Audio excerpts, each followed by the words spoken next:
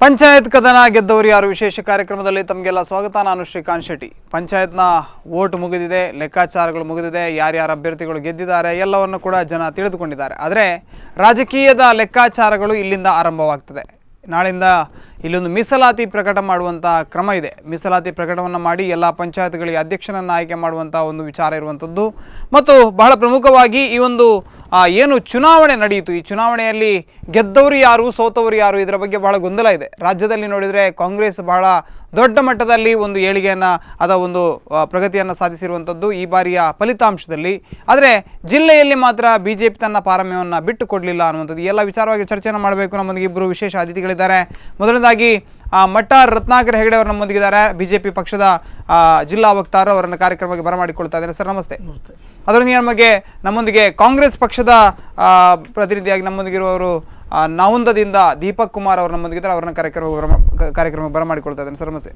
ದೀಪಕ್ ಅವರಲ್ಲಿ ಕೇಳಬೇಕು, ಮೊದಲನೇದಾಗಿ ಈ ಫಲಿತಾಂಶ ಕಾಂಗ್ರೆಸ್ಗೆ ಪೂರಕವಾಗಿದೆಯಾ? ಹೇಗೆ? ಖಂಡಿತವಾಗಿಯೂ ನಾವು ಕಳೆದ ಲೋಕಸಭಾ ಚುನಾವಣೆಯನ್ನು ಕಂಪೇರ್ ಮಾಡಿದರೆ ಕಾಂಗ್ರೆಸ್ ತುಂಬ ಚೇತರಿಕೆಯ ಫಲಿತಾಂಶವನ್ನು ಉಡುಪಿ ಮತ್ತು ದಕ್ಷಿಣ ಕನ್ನಡ ಜಿಲ್ಲೆಯಲ್ಲಿ ಕೂಡ ತಂದುಕೊಟ್ಟಿದೆ. ರಾಜ್ಯದಲ್ಲಂತೂ ಬಿಡಿ, ಕಂಪ್ಯಾರಿಸನ್ನೇ ಇಲ್ಲ. ಇವರು JDS ಇಬ್ಬರು ಒಟ್ಟಾದರೂ ಕೂಡ ಕಾಂಗ್ರೆಸ್ನ ಸನಿಹಕ್ಕೂ ಕೂಡ ಬರುವುದಿಲ್ಲ. ಆ ಮಟ್ಟಿನ ಏಳಿಗೆಯನ್ನು ಸಿದ್ದರಾಮಯ್ಯನವರ ನೇತೃತ್ವದ ಸರ್ಕಾರದ ಕಾರ್ಯಕ್ರಮವನ್ನು ಮೆಚ್ಚಿ ಇಡೀ ರಾಜ್ಯದ ಮತದಾರರು ಪಕ್ಷಕ್ಕೆ ಬೆಂಗಾವಲಾಗಿ ನಿಂತಿದ್ದಾರೆ. ಉಡುಪಿಯ ಮಟ್ಟಿಗೆ ಹೇಳುವುದಾದರೆ ತುಂಬ ಚೇತರಿಕೆ ಫಲಿತಾಂಶ. ಮುಖ್ಯಮಂತ್ರಿ ಸಿದ್ದರಾಮಯ್ಯರವರ ಮೈಸೂರು ಜಿಲ್ಲೆಯಲ್ಲೇ ಭಾಳ ಹಿನ್ನಡೆ ಕಂಡಿದ್ದಾರೆ. ಮೈಸೂರು ಅಲ್ಲಿನ ಹಳೆ ಮೈಸೂರು ಭಾಗದಲ್ಲಿ ಇದು ಬಹುಶಃ ಒಬ್ಬ ಮುಖ್ಯಮಂತ್ರಿ ಆಗಿರುವಂಥ ಅವರ ಜಾಗದಲ್ಲಿ ಅವರು ತಮ್ಮ ಒಂದು ಅಸ್ತಿತ್ವವನ್ನು ಕಳ್ಕೊಳ್ಳೋದು ಅಥವಾ ತಮ್ಮ ಸರ್ಕಾರ ಮುಖ್ಯಮಂತ್ರಿ ಆಗಿದ್ದರೂ ಕೂಡ ಹಿನ್ನಡೆಯನ್ನು ಅನುಭವಿಸಿದ್ದಾರೆ ಅಂದರೆ ಬಹುಶಃ ಈ ಕಾಂಗ್ರೆಸ್ ಸರ್ಕಾರದ ಬಗ್ಗೆ ಜನ ಜಿಗುಪ್ಸಿಕೊಂಡಿದ್ದಾರೆ. ಮತ್ತು ಒಟ್ಟಿನಲ್ಲಿ ಈ ಫಲಿತಾಂಶ ಈಗ ಇವತ್ತಿನ ವಿಜಯವಾಣಿಯಲ್ಲಿ ಒಂದು ಲೆಕ್ಕಾಚಾರವನ್ನು ಕೊಟ್ಟಿದ್ದಾರೆ. ಅದೇನು 41,000 ಕಾಂಗ್ರೆಸ್, 29,000 BJP ಈ ಥರ ಕೊಟ್ಟಿದ್ದಾರೆ. ಇತರರು 9,000 ಅಂತ ಕೊಟ್ಟಿದ್ದಾರೆ. ಆದರೆ ನಾನು ಅದನ್ನು ಇನ್ನೂ ಕೂಡ ಅದರ ಬಗ್ಗೆ ಪೂರ್ತಿ ಚಿತ್ರಣ ಸಿಗಿಲ್ಲ ರಾಜ್ಯದಲ್ಲಿ ಎಷ್ಟು ಸಂಖ್ಯೆಗಳಲ್ಲಿ ಎಷ್ಟು ಅಂತ ಹೇಳಿ. ಒಟ್ಟಿನಲ್ಲಿ ಫಲಿತಾಂಶ ಅದರಲ್ಲೂ ಕೂಡ ಅವಿಭಜಿತ ದಕ್ಷಿಣ ಕನ್ನಡ ಜಿಲ್ಲೆಯಲ್ಲಂತೂ ಯಾವ ರೀತಿ ಲೋಕಸಭಾ ಚುನಾವಣೆಯನ್ನು ನಾವು ಭರ್ಜರಿಯಾಗಿ ಗೆದ್ದಿದ್ದೇವೋ ಅದಕ್ಕಿಂತಲೂ ಒಂದು ಕೈ ಮೇಲೆ ಎಂಬಂತೆ ಭರ್ಜರಿಯಾಗಿ ಈ ಒಂದು ಪಂಚಾಯತ್ ಚುನಾವಣೆಯನ್ನು ನಮ್ಮ ಪಕ್ಷದ ಬೆಂಬಲಿತ ಅಭ್ಯರ್ಥಿ ಗೆದ್ದಿದ್ದಾರೆ. ಮಾತ್ರ ಅಲ್ಲ, ಅದಷ್ಟು ಸುಮಾರು 70% ಪಂಚಾಯತ್ಗಳನ್ನು ಅವಿಭಜಿತ ದಕ್ಷಿಣ ಕನ್ನಡ ಜಿಲ್ಲೆಯಲ್ಲಿ ನಾವು ಅಧಿಕಾರಕ್ಕೆ ಬರುವಂಥ ಎಲ್ಲ ಸಾಧ್ಯತೆಗಳು ಉಂಟು. ಇಲ್ಲ, ಇವರು ಮಿಸ್ಲೀಡ್ ಮಾಡಬಾರ್ದು. 70 ಏನು ಪಂಚಾಯತಿಯನ್ನು ಗೆದ್ದಿಲ್ಲ ಇವರು.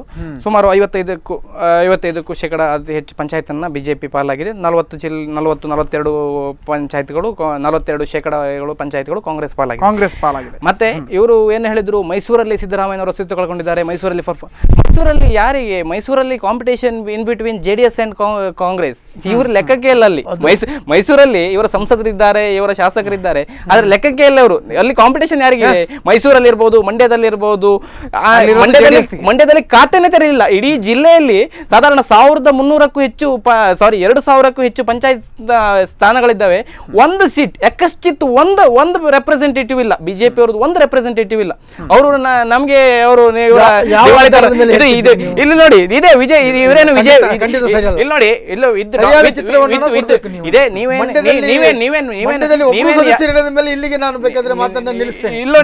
ನೋಡಿ ಸರ್,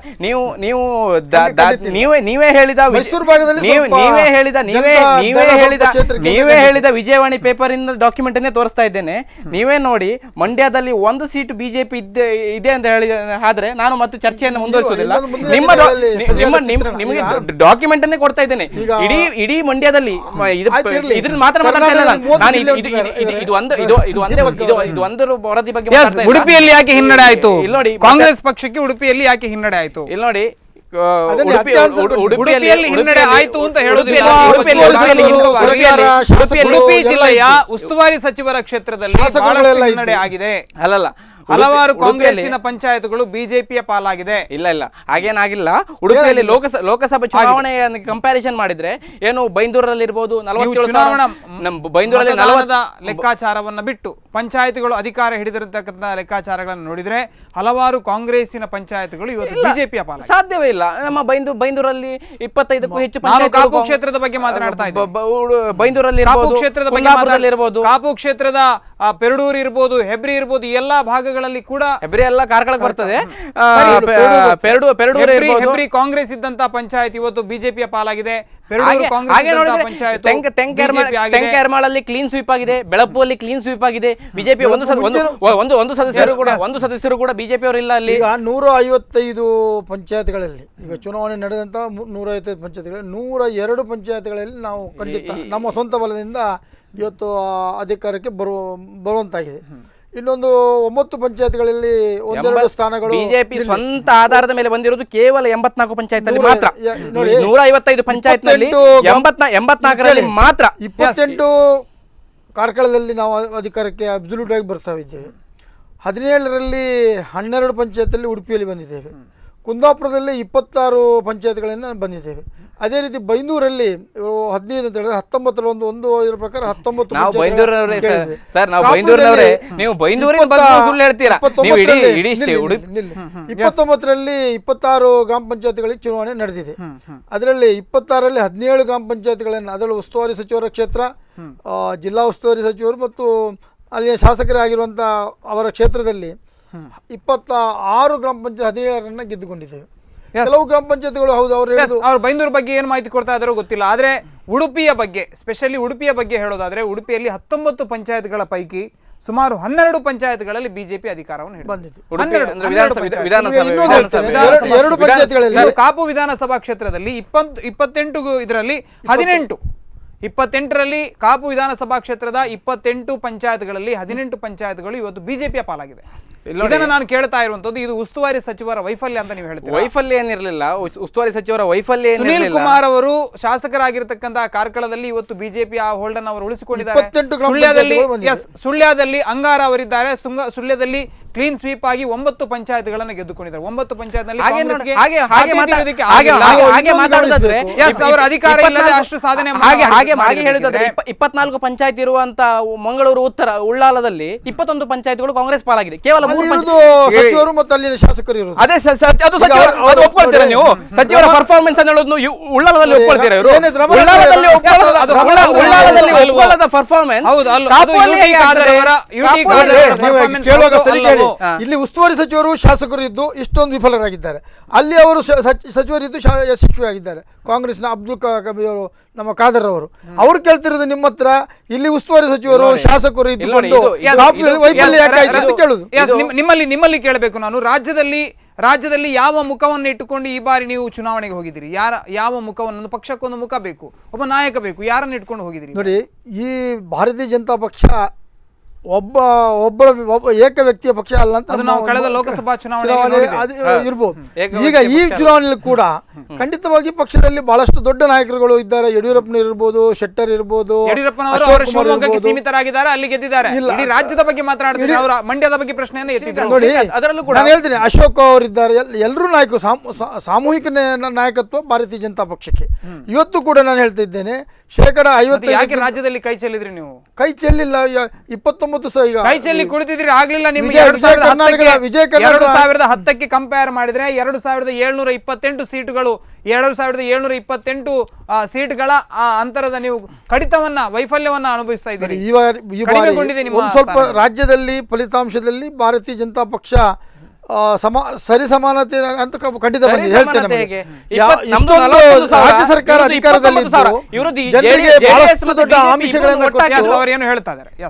ಈ ಬಾರಿ ರಾಜ್ಯದಲ್ಲಿ ಕಾಂಗ್ರೆಸ್ ಸರ್ಕಾರ ಅಧಿಕಾರದಲ್ಲಿ ಉಂಟು. ಜನರಿಗೆ ಬಹಳಷ್ಟು ಆಮಿಷಗಳನ್ನ ಕೊಟ್ಟಿದ್ದಾರೆ. ಯಾವುದು ಕೂಡ ನೀವು ಜನರನ್ನ ಆರೋಪಿ ಸ್ಥಾನದಲ್ಲಿ ನಿಲ್ಲಿಸ್ತಾ ಇದ್ದೀರಿ. ಜನರು ಆಮಿಷಗಳಿಗೆ ಬಲಿಯಾಗಿದ್ದಾರೆ ಅಂತ ನೀವು ಹೇಳ್ತಾ ಇದ್ದೀರಿ. ಜನರು ಆಮಿಷಗಳಿಗೆ ಬಲಿಯಾಗ್ತಾರೆ ಅಂತ ನಾನು ಹೇಳ್ತಾ ಇಲ್ಲ. ಆದ್ರೂ ಕೂಡ ಅಧಿಕಾರಕ್ಕಿರುವಂಥ ಪಕ್ಷಕ್ಕೆ ಸ್ವಲ್ಪ ಮುನ್ನಡೆ ಆಗುವುದು ಯಾವಾಗಲೂ ಸಹಜವಾಗಿ ಇದ್ದದ್ದು. ಇವತ್ತು ನಾನು ಕೇಳೋದು, ಅಧಿಕಾರದಲ್ಲಿದ್ದ ಪಕ್ಷ ಕಾಂಗ್ರೆಸ್ ಇನ್ನಷ್ಟು ಸ್ಥಾನಗಳನ್ನು ಪಡಿಬೇಕಿತ್ತು, ಅದು ಪಡೀಲಿಲ್ಲ. ಒಟ್ಟು ಫಲಿತಾಂಶ ಖಂಡಿತವಾಗಿ ಭಾರತೀಯ ಜನತಾ ಪಕ್ಷದ ಪರವಾಗಿ ಉಂಟು ಅಂತ ನಾನು ಹೇಳ್ತೇನೆ. ಇಲ್ಲಿ ನೋಡಿ, ಅವ್ರು ಹೇಳಿದ್ರು ಅಧಿಕಾರದಲ್ಲಿರುವ ಪಕ್ಷ ಎಲ್ಲಕ್ಕಿಂತ ಜಾಸ್ತಿ ಸೀಟ್ ತಗೊಳ್ತದೆ ಅಂತ. ಇದೇ ಚುನಾವಣೆ 5 ವರ್ಷದ ಹಿಂದೆ ನಡೆದ ಗ್ರಾಮ ಪಂಚಾಯತ್ ಚುನಾವಣೆಯಲ್ಲಿ ಕೂಡ ಕಾಂಗ್ರೆಸ್ ಮುನ್ನಡೆಯಲ್ಲಿ ಇತ್ತು ಇಡೀ ರಾಜ್ಯದಲ್ಲಿ. ಅವತ್ತು ಬಿಜೆಪಿ ಸರ್ಕಾರ ರಾಜ್ಯದಲ್ಲಿ ಸ್ಪಷ್ಟವಾಗಿ ಸರ್ ನೀವು ಮಾತಾಡುವಾಗ ನಾನು ಇಂಟರ್ವ್ಯೂ ಮಾಡ್ಲಿಲ್ಲ.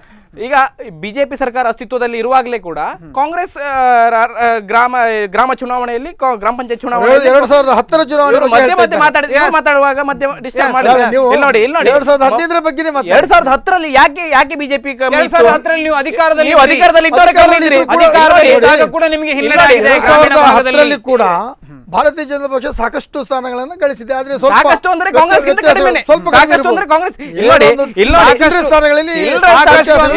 ಅಲ್ಲೂ ಕೂಡ 3400 ವ್ಯತ್ಯಾಸ ಇತ್ತು. 3400 ಸೀಟ್ಗಳ ವ್ಯತ್ಯಾಸ ಅವತ್ತು ಇತ್ತು ನಿಮಗೆ.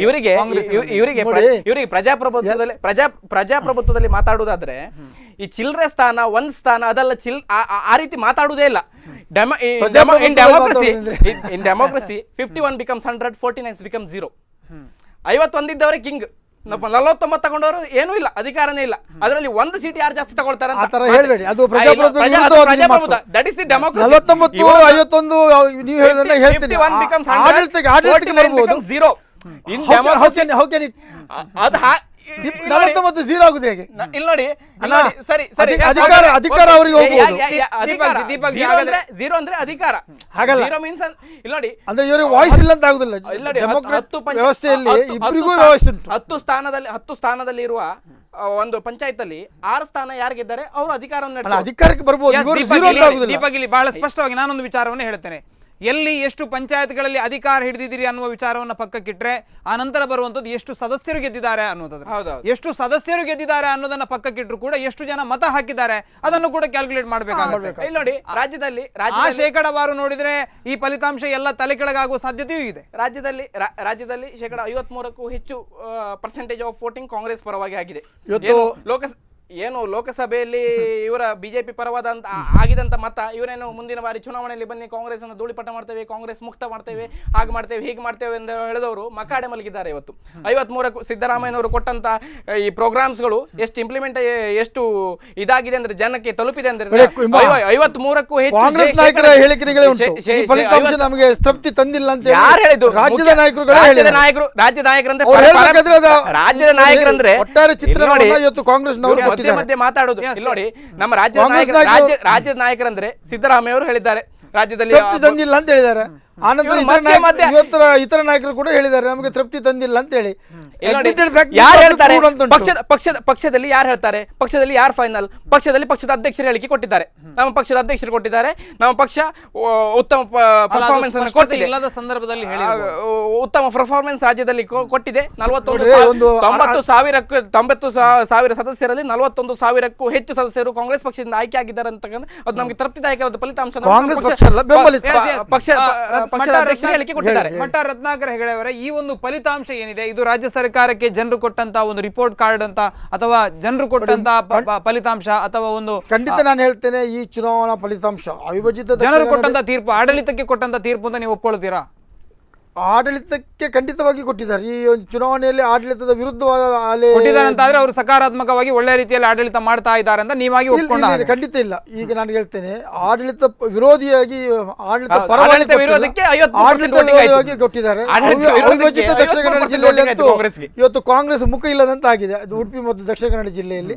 ರಾಜ್ಯದಲ್ಲಿ ಕೂಡ ಆಡಳಿತ ರೂಢವಂತ ಪಕ್ಷ ಇಷ್ಟೊಂದು ಕಾರ್ಯಕ್ರಮಗಳನ್ನ ₹1 ಅಕ್ಕಿ ಇತ್ಯಾದಿ ಎಲ್ಲ ಜಿಮಿಕ್ಸ್ ಎಲ್ಲ ಮಾಡಿದ್ರು ಕೂಡ ಇವತ್ತು ಬಹಳಷ್ಟು ಹಿನ್ನಡೆಯನ್ನು ಕಂಡಿದೆ ಅಂತ ಸ್ಪಷ್ಟವಾಗಿ ಹೇಳ್ತಾ ಇದ್ದೇನೆ. ಇದು ಮುಂದಿನ ವಿಧಾನಸಭಾ ಚುನಾವಣೆ ದಿಕ್ಸೂಚಿ ಫಲಿತಾಂಶ. ಕೇವಲ ಉಡುಪಿ ಜಿಲ್ಲೆಗೆ ಮಾತ್ರ, ರಾಜ್ಯಕ್ಕೆ ಯಾವುದು ದಿಕ್ಸೂಚಿ? ರಾಜ್ಯದಲ್ಲಿ ಕೂಡ ಈ ಚುನಾವಣೆ ಫಲಿತಾಂಶ ಎಲ್ಲಾದ್ರೂ ರಾಜ್ಯದ ಚುನಾವಣೆಗೆ ದಿಕ್ಸೂಚಿ ಆಗುತ್ತಿದ್ರೆ ನಾವು ಖಂಡಿತವಾಗಿ ಅಕ್ಸೆಪ್ಟ್ ಮಾಡ್ತೇವೆ.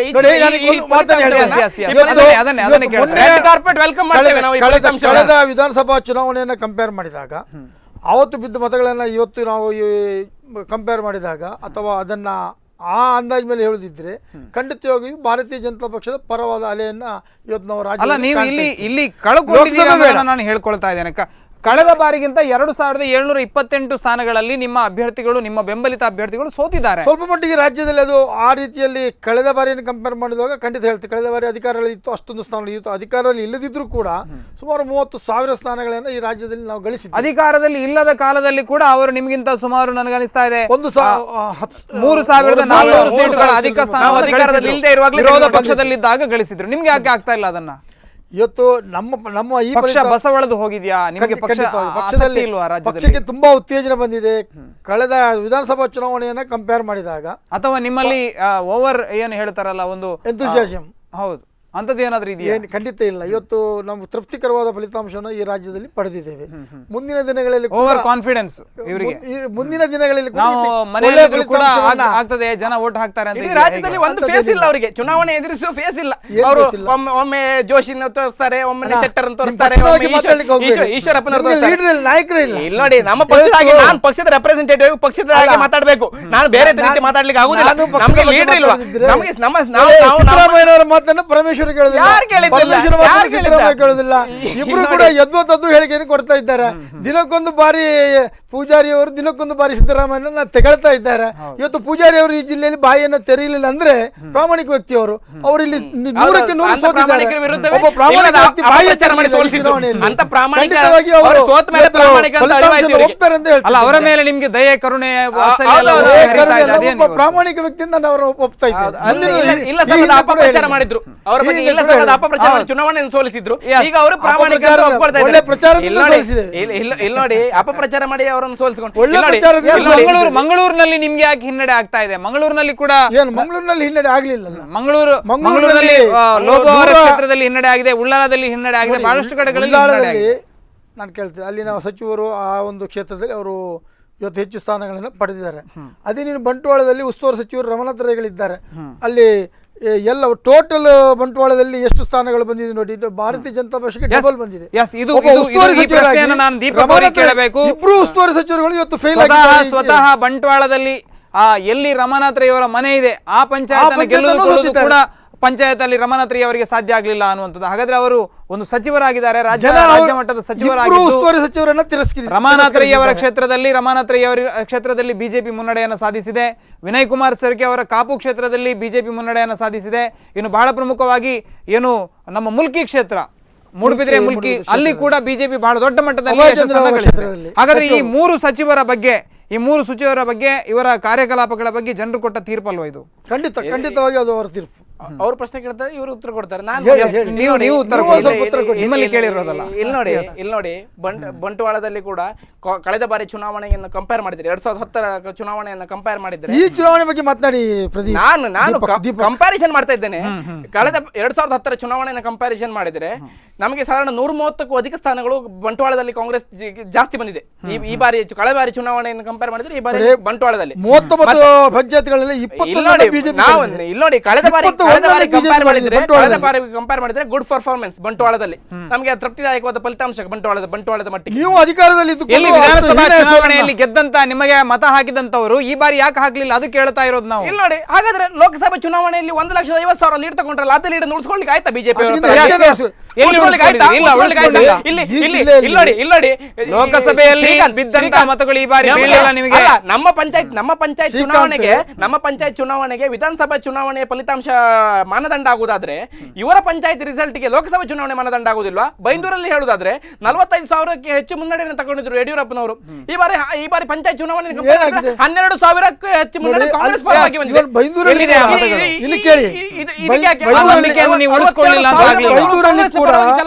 ಅವರ ಶಾಸಕರಿದ್ರು ಕೂಡ, ಜಿಲ್ಲೆಯ ಅಧ್ಯಕ್ಷರಿದ್ರು ಕೂಡ, ಆ ಬೈಂದೂರಿನಲ್ಲಿ ಕೂಡ 24 ಸ್ವಾಮಿ, ಬೈಂದೂರಲ್ಲಿ 24 ಪಂಚಾಯತ್ಗಳು ಕಾಂಗ್ರೆಸ್ ಪಾಲಾಗಿದೆ, ಕೇವಲ 15 ಪಂಚಾಯತ್ಗಳು ಬಿಜೆಪಿ ಪಾಲಾಗಿದೆ. ಇವರು ನನ್ನನ್ನೇ ಮಿಸ್ಲೀಡ್, ಬೈಂದೂರಿನವನ್ನೇ ಮಿಸ್ಲೀಡ್ ಮಾಡ್ತಾರೆ. ಇನ್ನು ಬೇರೆ ಉಳಿದ ಪಂಚಾಯತ್ಗಳು ಕಾಂಗ್ರೆಸ್. ಇನ್ನೊಂದು ಸ್ಪಷ್ಟವಾಗಿ ಹೇಳ್ತಿದ್ದೇನೆ, ಯಾವ ಪಂಚಾಯತ್ ಯಾರಿಗಂತ ಹೇಳಿ ಸ್ಪಷ್ಟತೆ ಬರುವುದು, ಮೀಸಲಾತಿ ಬಂದು ಅಧ್ಯಕ್ಷ ಸ್ಥಾನ, ಉಪಾಧ್ಯಕ್ಷ ಸ್ಥಾನ ಆಯ್ಕೆ ಆದ ನಂತರ ಇನ್ನೂ ಸ್ಪಷ್ಟವಾದ ಚಿತ್ರಣ ಸಿಗ್ತದೆ. ಆಗ ನನ್ನ ಪ್ರಕಾರ ಕುದುರೆ ವ್ಯಾಪಾರ ಆಗೋದಕ್ಕೆ ಮೀಸಲಾತಿಯನ್ನು ಹೊಂದಿಕೊಂಡು ಕುದುರೆ ವ್ಯಾಪಾರ ಅಲ್ಲ. ಆಗ ಖಂಡಿತವಾಗಿ ಭಾರತೀಯ ಜನತಾ ಪಕ್ಷದ ಇನ್ನಷ್ಟು, ಈಗ ನಾವು 102 ಪಂಚಾಯತ್ ಅಂತ ಹೇಳ್ತಾ ಇದ್ದೇನೆ ನಾನು, ಖಂಡಿತ ಅದು 115 ತನಕ ಹೋಗೋ ಸಾಧ್ಯತೆ ಇದೆ. 155 ಆಗಿ ಬಿಡ್ಬೋದು. ಮತ್ತೆ 115 ಪಂಚಾಯತ್ಗಳನ್ನು ನಾವು ಇಡುವ ಸಾಧ್ಯತೆ ಇದೆ. ಮೀಸಲಾತಿಯ ಬಗ್ಗೆ ಕೂಡ ನಾನು ಚರ್ಚೆಯನ್ನು ಮಾಡಲಿಕ್ಕೆ ಪುಟ್ಟ ವಿರಾಮವನ್ನು ತೆಗೆದುಕೊಳ್ತಾ ಇದ್ದೇನೆ. ವಿರಾಮದ ಬಳಿಕ ಈ ಕಾರ್ಯಕ್ರಮ ಮತ್ತೆ ಮುಂದುವರಿಯುತ್ತೆ.